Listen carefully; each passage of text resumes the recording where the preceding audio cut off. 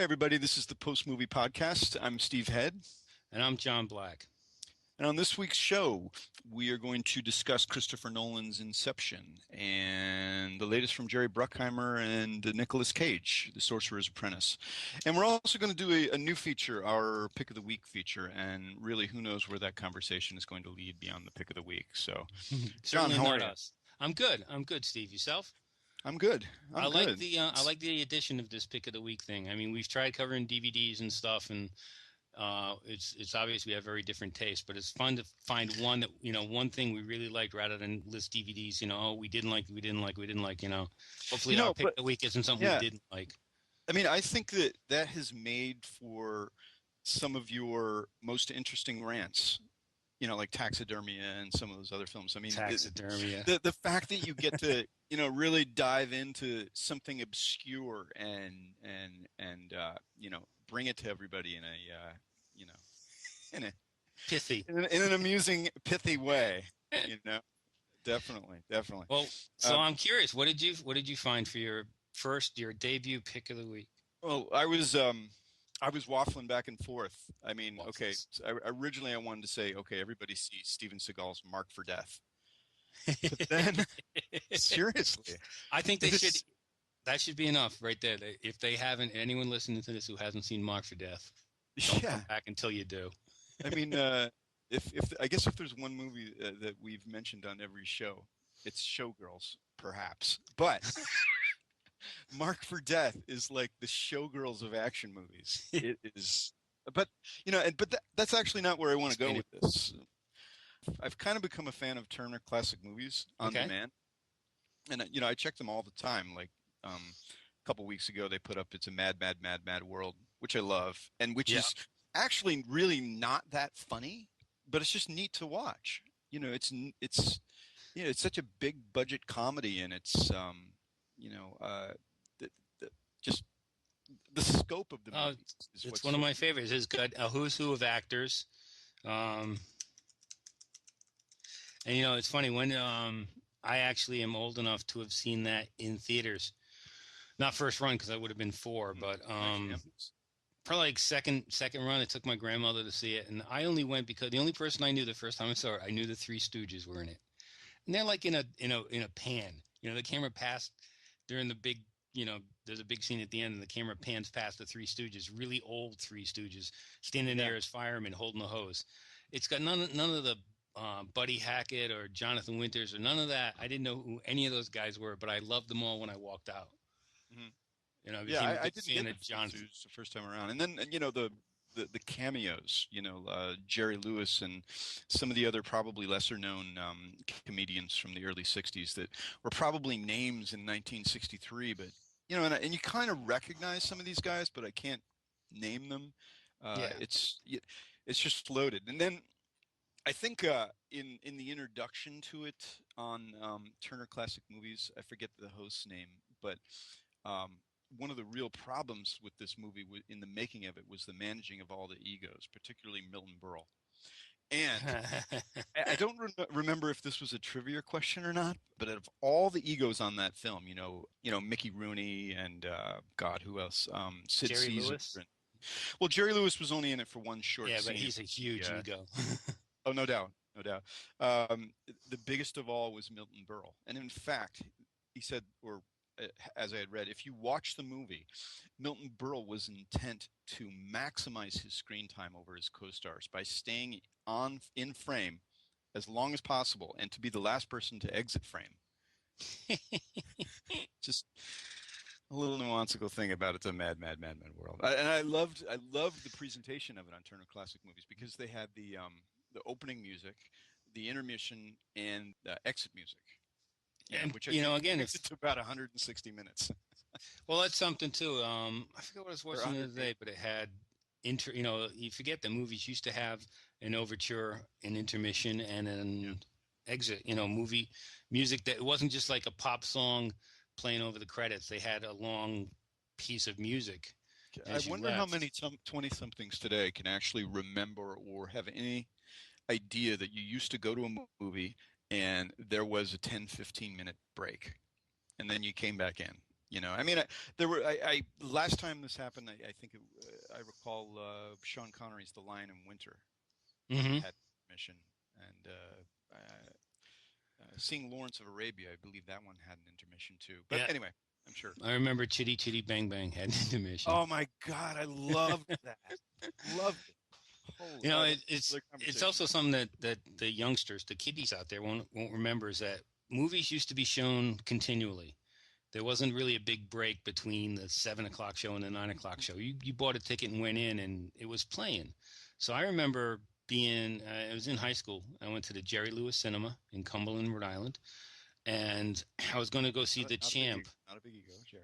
Yeah, it was The Champ with John Voight and a very young Ricky Schroeder. And when we walked in, we sat down. The movie's already started, we thought. And, there's John Voight on a table, and Ricky Schroeder's crying his eyes out, "Wake up, champ, wake up, champ." We're like, this is the worst beginning to a movie ever. Well, it wasn't. It was the end of the previous showing. So we saw the end of The Champ, this big tearjerker. And then we sat through the next screening, and knowing that this is how it ends made the whole thing hilarious because it's all designed to make you cry when he dies. And knowing that it already how it happens, you're like, don't worry about it, kid. He's gonna die. Don't worry. Cynical. Spoilers, warning, Yeah. spoilers for The Champ. So. Yeah, exactly. Yeah, don't worry. I'm sure it's pretty obvious. Well, that's a good pick of the week, Mad Well, Bedlam. John, actually, John, it wasn't my What? pick of the week. Okay. It wasn't my pick of the week. My pick of the week is the little girl who lives down the lane. It's a 19. This is another. This is my in my navigating Turner Classic Movies on Demand. This is the Okay. new one. It came up a couple of days ago, and I was like, "Holy crap! This is it's Jodie Foster who Yes. plays this girl who lives Down the down the lane. It's awesome. Is that the but whole she thing? her father is a poet, and you don't actually meet her in the movie. But I think I can best set this ambiance in this for this movie, and that is it's a 1970s thriller that is slowly paced, but it's sort of like you remember House of the Devil. Yeah. Oh, House of the yeah. Devil is certainly a homage to a movie like this. It takes place in the Northeast, but though I think they filmed it in Canada, but it takes place as it might, around here in Boston. And so she plays this girl whose father has passed away, and she is maintaining his body in the basement. In other words, she's read up on. There's a big trap door in the living room that's covered by a table and a rug. She lives in this big like ancient house by herself, and every now and then a neighbor comes by to you know say hi or check on her. Her landlord comes by, and she puts up the ruse that her father is still alive by making sure there's smoke in the air, making sure there's like an extra setting at the table, or the that she's celebrating his birthday with a birthday cake and whatnot. But she is a very well-read girl, and she reveals someone towards the middle of the film that she's learned how to preserve a body. There's certain ways you can do this. Anyway, so the thing is, the setup is the fact that if you come by the house and you ask too many questions, you're going to end up dead. So she gets into this adversarial relationship with a very nosy uh, landlady, and through certain events that I don't want to reveal, she kills the landlady. And Okay. puts and she is for a time left in this cellar. Basically, she kills the landlady after the landlady insists on seeing what's in the cellar. After she's seen that, well, then Jodie Foster has to do away with her. Right. So as the film goes on for a bit, she meets this other fella in town who's, I guess, maybe 15, 16, and he's a magician, and he becomes a partner in crime because they develop a relationship, and he starts covering for her, and it's messed up. It's actually really messed up. And the thing that gets me is, okay, she plays 13 in this movie. There's a scene in this film where she takes it all off.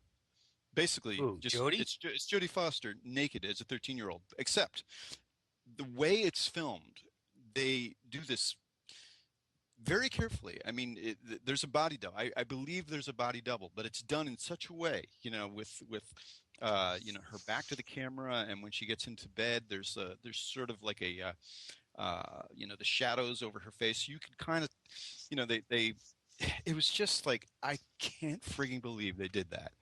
This is from 1977, The Girl Who Lives Down the Lane. Wow. And the poster art is terrific. It's one that I think it's not a great film. It's not a great film. It's just it's eerie and disturbing. And one of the other disturbing elements of this film is Martin Sheen, who plays the son of the landlord, and he is like an overt pedophile. He comes by the house on Christmas. I'm sorry, he comes by the house on Halloween and basically hits on her. And so there's this subplot going on with how Jodie Foster knows that this guy is a pedophile, and she's using that knowledge to manipulate the landlady into getting, like to staying away from the house. Because if you come around here, I'm going to report your son. You're gonna. It is messed up.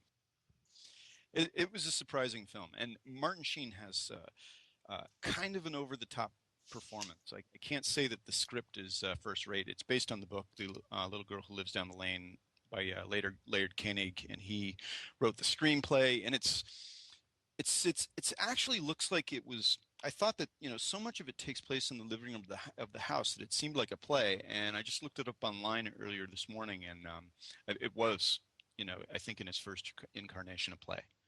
Cool. Cool. So Well, that is the version of my pick of the week. The Little Girl. how do I follow that? How do I follow that? I got one. This is a movie, or it's not really a movie. It's a British mini series called Selling Hitler with Jonathan Pryce, who was in Brazil. Yeah, and Something Wicked, Mr. Yeah, Dark. and Pirates of the Caribbean. Anyway, it's set in Germany. It's about this guy named Gert Heidemann, who is an obsessive investigative reporter, and he's obsessive about all things Nazi. And he thinks he discovers Hitler's diaries. Even though the world knows Hitler never kept a diary, he's got these diaries, and he starts a bidding war between his newspaper and Rupert Murdoch gets involved. It's based on a true story but the thing is, the diaries are fake. We know they're fake from the beginning because there's this guy named Conrad Fisher, who is, kind of like a fat, jolly forger. He's a crook, and he writes the most inane stuff in these diaries. Like, Hitler would be like, Tuesday, 1939, had lunch with Ava, dog's not feeling well, and the world goes nuts. They think they've got this insight to Hitler, and then they start doing forensic investigations to prove that the notebooks were really bought at Woolworths. The paper was made after the war. None of it's true. But meanwhile, this guy Conrad Fisher, is just churning out, fake paintings by Hitler, fake love letters by Hitler, all this fake Nazi memorabilia, and he's making millions of dollars. And the world is just salivating because they're going to have these Hitler diaries, and it's all a farce. It's really it's supposed to, it's funny because when I saw the DVD box, they were like, oh, it's a dark black comedy. I didn't laugh much. That towards the end it gets really silly when the guy Gert Heidemann, who's played by Jonathan Pryce, starts losing his mind and has to prove these things are real. It gets a little silly and funny then, but I just thought it was fascinating. The only strange part about it, and you see this in a lot of World War II movies, is that, okay, it's set in Germany, but of course everyone has English accents. They're all British actors telling, and so when the real British people get involved, it's like they're all talking the same. Everyone knows you're British. But I got over that part. It was just really fun. It's like a five episode series. Very good, very entertaining, very, not something I would have picked up, except for I like Jonathan Pryce. But and it took From a while. the BBC. Yeah, yes, from Acorn Media is the distributor, but it's BBC. I don't think it was a BBC show, but it was definitely well worth checking out. So that would be my recommendation, my pick of the week, and it took about a week to watch it. I'm intrigued. Cool. Definitely fun stuff. So I highly. It's not, it doesn't have a naked Jodie Foster or Martin Sheen as a pedophile, but. It's interesting how the British series just go for like 6 episodes, and that's a series, that's a season. So I guess this would be season 1 and out for Selling Hitler. Yeah, exactly. Well, it's just it's probably like, what do they call it? It's like miniseries. It wasn't going to be after that. Once they solved the mystery that they're all fake, Oh, it was yeah, funny. It had this like Edge of Darkness, the Mel Gibson. I mean, not the right, but right, but the the one it miniseries was it was based on. based Yeah, on. There, you remember, a guy named Barry Humphries? You ever hear of him? I believe I've heard the name. I don't He's recall. actually Dame Edna. He's Okay. the guy. He's the man who performs as Dame Edna. That's his claim to fame. But he plays Rupert Murdoch in this movie, and he's great. It's just this really bold, funny, nasty take on who we all think Rupert Murdoch is. So yeah, I would highly recommend it. Sweet. Sorcerer's Apprentice. Nicolas Cage, directed by John Turteltaub, the National Treasure guy. John, what did you think? You I liked it. I did. Unashamedly liked it. But the thing is, I went in thinking, oh my God, not another Nicolas Cage movie. I'm so sick of him. I think I went But in thinking not another Percy Jackson and the Lightning Thief. yeah, yeah, was Yeah. Nicolas Cage in that? You had that feeling that he was. But this is actually well done. It is actually fun.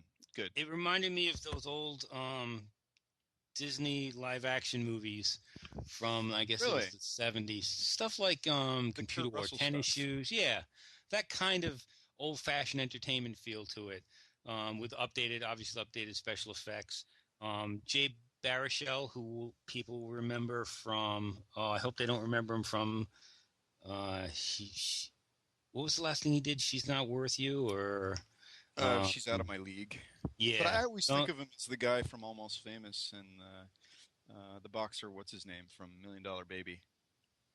Two, he was in Million two. Dollar Baby. Yeah, he was the Danger inept, Barge. exactly the inept guy. Oh, he was also in Nick and Nora's Infinite Playlist, Tropic Thunder. He's always kind of been like the guy who comes in and he's funny for a couple of scenes. Or where was he in He Almost is a Famous? terrific supporting fan. Was He he the was the Zeppelin Led Zeppelin fan? fanatic at the Riot House. Yeah, yeah. But he's a likable guy, and it was good to see him have something where he could be kind of like the hero. He is very likable, and I want to say I was surprised to, and that's why I looked up A.O. Scott's review, because in the first paragraph, Scott says that Baruchel is distinctly unpromising, What? and I had the day prior as I was watching or I was looking up some stuff online. They send us the press things for Sorcerer's Apprentice, and I kind of wondered why some of these guys like Jay Baruchel and well, And Jesse Eisenberg I being wimpy heroes. yeah, I was looking up some information on Sorcerer's Apprentice, and then the trailer for Social Network came out, and these guys, Jesse Eisenberg and Jay Baruchel, they're dweebs, but yet they have leading men roles in these films, and obviously it's because these are the type of characters that are being written into it, but they're certainly not of a generation that where the leading men used to be men. These guys are like the dweeb kings, like the Yeah. Michael Cera probably leading that pack, but with Jay Baruchel and Jesse Eisenberg also in that group. He just seems like a guy that he's interesting to watch. He's funny, but I don't see why there's this leading man direction to his career. I mean, I guess that's where things go, but for every actor, that's what they want. But I got a feeling that no, I always think that because Michael Cera was a hit, and then the studios were like, give me someone like Cera, get me a Michael yeah, Cera quality. yeah, But the yeah, problem for me is that Michael Cera is the same in every movie. Jesse yeah, Eisenberg is the same in every movie. Jay Baruchel, he was a the little, same in a way. yeah, Yeah, yeah. you know, I mean, this time he at least gets to do some action stuff. So and he it's has a not. very distinctly humble way of talking, in his Hmm. delivery. And then, and in watching The Sorcerer's Apprentice, seeing him with Nicolas Cage on screen, there is just a huge, huge difference between the quality of those two actors. I mean, Nicolas Cage, for all the bad stuff that he's done and all the great stuff that he's done, he is in a league so far beyond Jay Baruchel that I guess the opposites creating a spark. There is that, on screen, but And it also works that, he's the sorcerer and Baruchel's the apprentice. So you get the yeah, feeling that, he it should does be have that. stumbling along. It's a casting thing. That's exactly what comes across. That's what I'm perplexed by is does Yeah. he have a, name above the title type of career right now? I I mean, think is this the producers casting themselves in a movie? Is this I think it's are marketing, they just playing to the whole idea that, this is their audience? Jay Baruchel relates to the 20-something dweebs that Hollywood believes populates the predominantly, goes to these films. Well, and I think you're also going to get that young girl factor. He's cute, so girls who normally wouldn't go see something called The Sorcerer's Apprentice Cute will and go see it because unthreatening. he's cute. He is. He's cute and unthreatening. Nicolas Cage is old and threatening. Always has been. But the thing, as much as fun as I had watching Baruchel and even Cage, the real treat in this movie for me was Alfred Molina, who Yeah, he's good. is one of my favorites, and He he plays is. the bad guy Horvath. And it's funny because I think in less talented hands, this could have been one of those over-the-top bad guy roles. And Molina's no stranger to going over the top. I remember seeing him in Dudley Do-Right, the movie, and he played Snidely Whiplash. Yeah, So he the is. over-the-top bad guy. He But does here he have is. that, like mustache twirling kind of Yeah, fun. but he kind of keeps it in check a little bit this time, and it works. It works, especially because it's so much dependent on special effects and chases and magic that it's nice You to want have a bad guy who has some I hate this word, gravitas, yes. being Yeah. too insanely devious or mustache twirling. You can't have a great movie without just a really great bad guy. Yeah. And Molina does it here. Also, he has his toady assistant, the magician, puts in a nice supporting performance. That guy was Uh, amusing. I don't recall his name. Toby Kebbell. Yeah, I think it's pronounced yeah. Kebbell, as Drake Stone, the cheesy Vegas style magician. John, do you wanna do a quick summary of the film, or shall I attempt that? Why don't you do that? Oh my And God. I'm going. All right, I'll do this one, but I know I'm going to give you Inception. So Okay, I'm okay, okay. this is what. I'm closing my eyes and Yeah, just going with fall it. asleep, and we'll Steve, see did what you you come did up you with. read the summary that the publicist sent you? I have not. the Uh, Well, so Sorcerer's Apprentice is one of those movies that starts out with like in ancient times. So it starts out a gazillion years ago in medieval England. Merlin the magician has three apprentices of his own. One of them's bad. That's Horvath. Balthazar, who's Nicolas Cage, is good. And then Veronica is Monica Bellucci. She's good. The good triumphs over evil, traps everyone in one of those Russian what do they call stacking those dolls. things? I don't know, Russian stacking dolls. One doll goes Yeah. into another till they. So all these bad, evil magicians who want to destroy the world are trapped in um, this doll, and the only way they can actually be destroyed is for the next great sorcerer, or to be found by Nicolas Cage. He has to find the next great sorcerer who's a direct descendant of Merlin, and he has the power to destroy the evil sorcerers. And it turns out What do that they have a name for him? Like um, oh God, the something sorcerer, whatever. Sorry, John. Go ahead. I no, that's all totally right. So interrupted your Nicolas flow. Cage finds Jay Baruchel when he's like 10, but it doesn't work out. He gets trapped in a jar for 10 years. So now he comes back when Jay Baruchel's 20. He's a physics nerd who's been deeply disturbed by the first encounter he had with the sorcerers. Cage finds him, trains him. They go to battle against Horvath, and it's happy ending enough, but not happy enough so there won't be a sequel if it makes enough money. That's basically it. It's just an excuse Good to have job. guys stand around and pretend they're wizards while the special effects take over. But as Oh, much he's as the prime meridian. yeah, which is what? Isn't that a geographic term? I don't know. So, as much as it's funny. As much as Yes, I like, it is. It is a geographic term. yeah, I just crossed the prime meridian. It is. As much as I like Cage and Molina and Baruchel, biggest waste of talent in this movie was Monica Bellucci.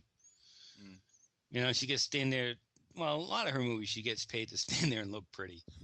So I have no problem with that in a way. But she I doesn't do think anything here. on the subject of physics, Yes. uh, they're wizards and yet they drive around in cars. Without giving anything away, they've got to get down to Battery Park, and I guess they're in Midtown.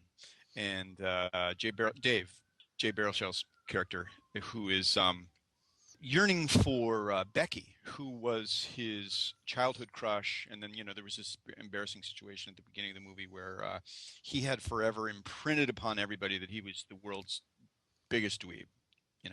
So anyway, 20 years later, they're in a car together, rushing down to Battery Park to save the world, and he says to her that he needs her to get out of the car and go up to the top of this building and reset the antenna, Right.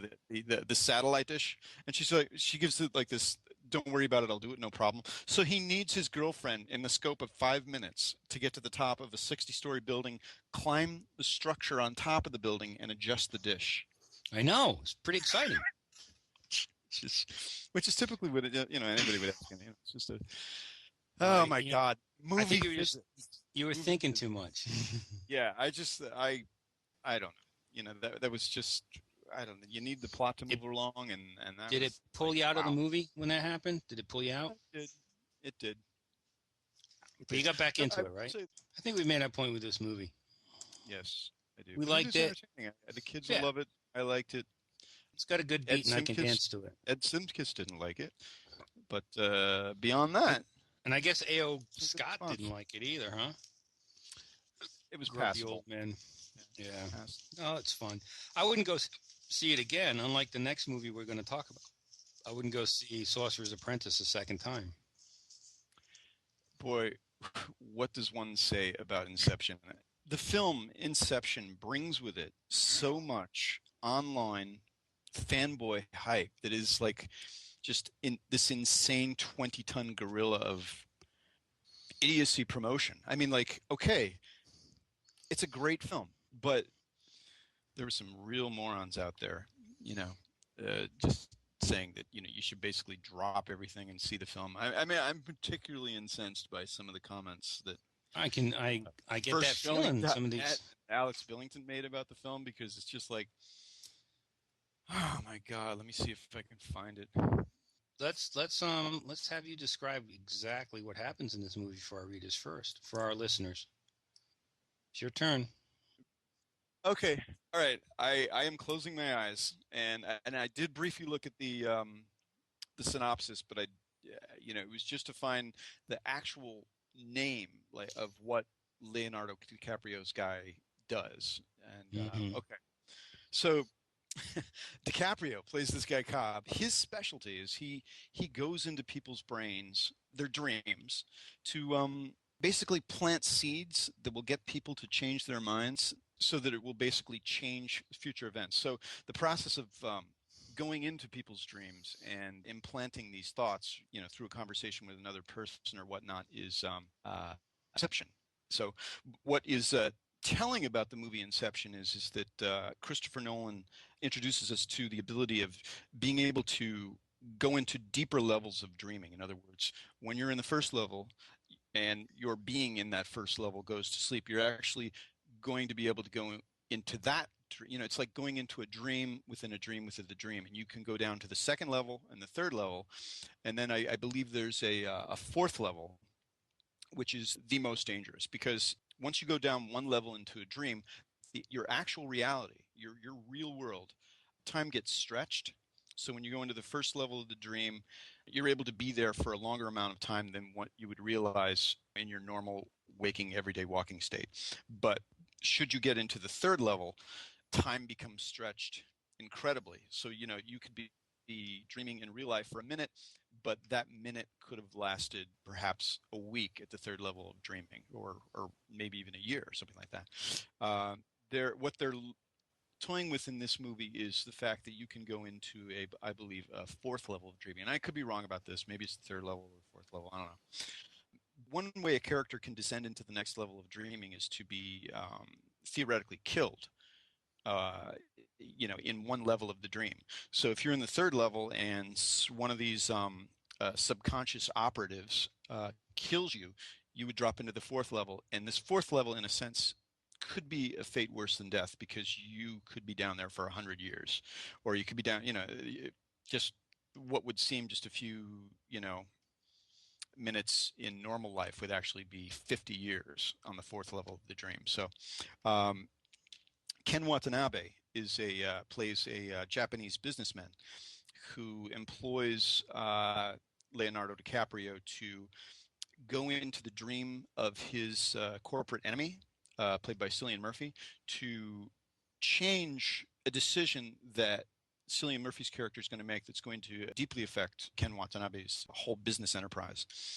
Nolan sets it up in such a way as that, maybe the first quarter of the movie, there's a lot of exposition explaining what, this sort of dreamscape process is.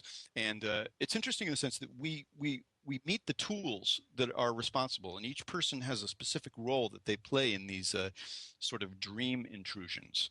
This scene at the beginning of the movie has a neat supporting performance by Lucas Haas, where I believe Haas is the architect. Now, the architect builds basically the sets and the ambiance and, this the whole maze of the dream. And Right. then another element is the character played by Tom Hardy, whose name I forget, and his specific purpose is to be able to impersonate characters from this other person's reality.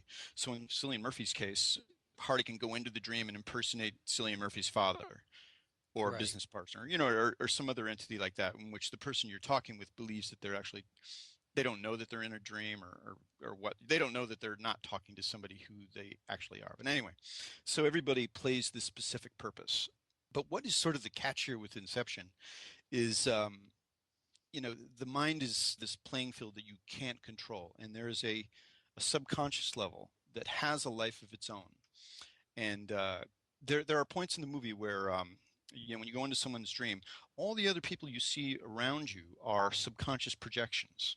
Hmm. And everything that is done by one person who is the dreamer and the person that the dreamer is interacting with has a repercussion that is noticed or felt or sensed by everybody in the entire surrounding. I mean, everybody. They are basically subconscious projections. So what Leonardo DiCaprio's character Cobb is grappling with is the fact that his ex-wife, well, I don't want to give this away, but the movie is sort of set up that Cobb can't come back to the United States. He wants to. He wants to visit his children, but he has an unsolved issue with his ex-wife. And she is a recurring subconscious element in his dream that has a repercussion that affects everything else in his job.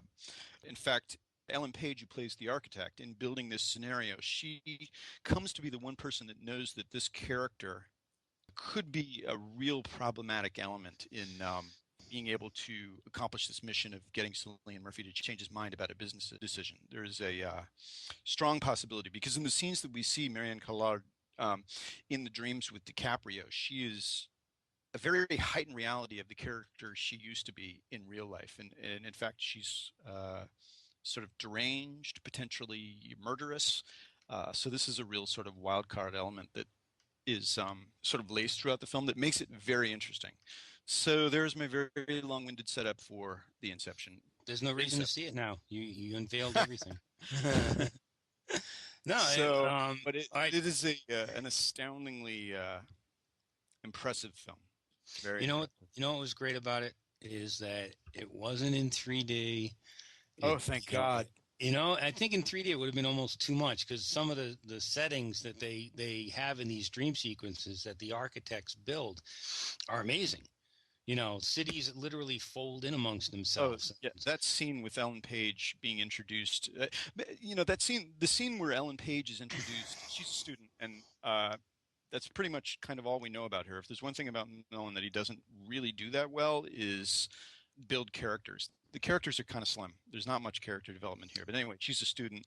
DiCaprio is introducing her to the world of the this dreamscape world, and Right. she asks him about being able to mess with physics, and you basically can. And then it's just a terrific scene where Paris folds onto itself. Yeah, yeah, it's pretty amazing to watch. And a lot of it, that's the thing, is even though there are lots of literally scenes where you gasp at what you see, See, I thought the characters were just strong enough. I just needed to know that she was the architect. I just needed to know that Joseph Gordon-Levitt was the second command. I just needed to know these little details. If anything, I thought there was a little too much DiCaprio because it had the same feeling of the guy who was playing in Shutter Island. He's the Right. That's troubled what some guy critics trying to have get said, back yes. Mhm. to his family and all that. It's like, okay, I've kind of seen this before. And I think you were talking about it once. How do you feel about Leonardo DiCaprio as an actor now, as opposed to when you first met him in stuff like Basketball Diaries and What's Eating Gilbert Grape? Those I thought were brave and interesting performances. He seems to have settled into this angry guy thing in all his movies lately. I don't know. It's just Okay, yeah, that's a valid point. don't see Um, a lot new here from him, but that's okay because it there's enough could going on it around him. could have been something that The Departed kickstarted. Yeah, yeah, exactly. But still, the idea that this movie does mess with your head and kind of gleefully too. I admire Nolan for giving the audience some credit. That if he wants to be smart, they'll follow him. It doesn't dumb down to anything. It doesn't reveal everything. And It has a ironically, that's what Hollywood was worried about, is that this is not a sequel. It does require some real paying attention to, some real, consideration as to what's going on here with the different levels of reality. And at one point in the movie, four continuous things happening at the same time. So these scenes are juxtaposed and, cross-cut with each other, and it's it's really interesting. I mean, this is a film. I have to say, I agree with some other critics in saying that it's probably, and in their cases was, more entertaining the second time you saw it, because you didn't have to really latch on to the narrative that you do the first time you're seeing it. You can kind of have right. you can let go, have some fun, and dissect it the second time. And Yeah, I imagine that's why I want to see it a second time because, and even though, like you said, it's very complicated, Nolan is very talented. He doesn't make it obvious, but he doesn't make it so obscure you can't follow what he's talking about, or what he's trying to talk about. There's enough. right. It's just a smart movie, but it's just that's the thing is after seeing it all the first time and letting it kind of hit you, you can go back and pay more attention to the plot and the story than just going whoa every time something amazing happens in the scene. Mhm. And this is also an example of first-rate filmmaking. I mean, in terms of the special effects, the editing, the production design. There is a fantastic fight sequence with Joseph Gordon-Levitt and one of the cronies, one of the subconscious cronies in this hotel, in the Hmm. hallway, and then in the hotel room. It's really defying gravity. The way this plays out and the way it's choreographed is. It's really astonishing, and the preview audience applauded after that particular scene. It was something else. It was Yeah. something else. They got what they didn't pay for. So I would definitely recommend it and definitely talk about seeing it a second time because it's worth it. But I It would is. now, even though I just said I'm glad it's not in 3D, I do want to see it on IMAX just because I Oh, me want to see too. that city Too. fold into itself on the giant screen. John, I do want to say that as I've been doing Twitter and following some of the Inception reactions, there was another critic who said, God, I think it was Nick Nunziata or somebody from Chud who said that had it not been directed by Nolan, this movie probably would not have anywhere near the massive following, and everyone saying to go see it that it does online. Like if it had been directed by Tony Scott, it just wouldn't have this online I don't know push if to go see it. I don't know if that's a valid comment. I don't really follow the online push, but that's like You saying got, if it I mean, go ahead. I'm sorry, I'm interrupting. if it hadn't starred Leo DiCaprio, well that's impossible. It does. I It mean, I was think directed by the other Nolan. thing is just that, like, if you're a fan of the director, I think if this really was a subpar movie, and it isn't, being a fan of the director and just like kind of like falling in line with whatever they do is just going to so influence, you know, your opinion about the real quality of the movie. And what I'm also trying to say here is that film criticism, one of its missions, one of its parameters is to combat hype. And there's so much hype to go see this movie that, the real purpose of film criticism is to provide balance to that. But then when you read something like at firstshowing.net, Inception is a work of art, sheer brilliance. See it. See it at any cost this weekend. Well, that Just almost it's sounds like like it was written by the studio, or God, it come was on. written so it would be blurbed on an ad. I But I have to say though, I replied. I said, "You can't be kidding!" And just for that single Twitter reply, I have been banned from firstshowing.net on Twitter. That is just I don't think moronic. that's any great loss. No, I it's was, not. It's not. if the It guy can't is. take any criticism and all that, he is a critic. He should be open to criticism. People have to know that what you're reading here, isn't just some fawning opinion about this movie, and you have to go see it. It's like having a website or some sort of publication. It's like the Daily Earl Dittman. You I have to knew. have some sort of balancing opinion. I mean, actually, I'm wrong. You don't have to. The editor can do basically whatever they want, but I think readers should know. And John had, the best advice, and that's what I got last night when I posted something about it. Is like say something about, and then it's just move on, and Yeah. hopefully people will eventually get it. Okay, let me compose. I'm bringing my. I'm so flushed from all this talking. I feel like all this blood has rushed to my head. All right, Awesome. so that was fun. In this episode, we talked about inadvertently, but fun nonetheless. It's a mad, mad, mad, mad world. Selling Hitler and the little girl who lives down the lane, Sorcerer's Apprentice, and Inception, and that wraps it up for this week's show. But as always, please, please, please, please, and I should have said this at the beginning of the show, send us an email at postmoviepodcast@gmail.com. Let us know what you think. We'd really like to hear from you. Or follow us on Facebook and, leave a message. We're going to, I'm going to try to get the Twitter page thing going, as I should have done a long time ago. But I do promise that'll happen soon. I know everybody's waiting for it. But anyway, so send us an email, postmoviepodcast@gmail.com, and let us know what you think. So until next week, I'm Steve Head, and I'm John Black. John. After my long exit there, I'm like, John. It's all right. I left it like okay. So John just says, and I'm John Black. All That's right. Simple. Oh man, but John, let me ask you before we go, what are you looking forward to seeing this week? This week, Yeah, got Salt, but there must have been something, Salt, kind of, deep. sorta. Not Cats and Dogs. Yeah. Nothing that we've lined up for screenings really. Although there is one called the Concert, which is a French movie. I've seen it already on a screener. But it's funny, they sent me a screener for the French Film Festival, and right in the middle of the picture, right in the middle of every frame of this picture, is the ghost image BFF, Boston BFFF, Boston French Film Festival, is superimposed on every frame of this movie. So no matter what was happening, and it was a good movie, and I was enjoying it, I kept seeing this like neon flashing sign, even though it wasn't, but this watermark in the middle of the image throughout the whole movie. So Screener watermarks. That's a whole different series, yeah. So I'm looking for Magnolia has huge watermarks. So hopefully that'll be fun. Talking about cats and dogs, when the first one came out, Warner Brothers sent me these large plush stuffed animals for the main characters, and I was cleaning out one of these plastic bins in my closet the other day. I was looking for the vacuum cleaner, and I found these huge furry cats and dog things. I was like, blast from the past. Must have been, God, when did the last movie come out? Like 9 years ago, 8 years ago? I don't know. I taped it when it was on one of the movie channels the other night. So I taped it so I could, because I know it's the kind of movie where you want to be caught up on everything. Yeah, I actually haven't seen it. It's important. So, might have to. Well, anyway, okay. That was a tangent.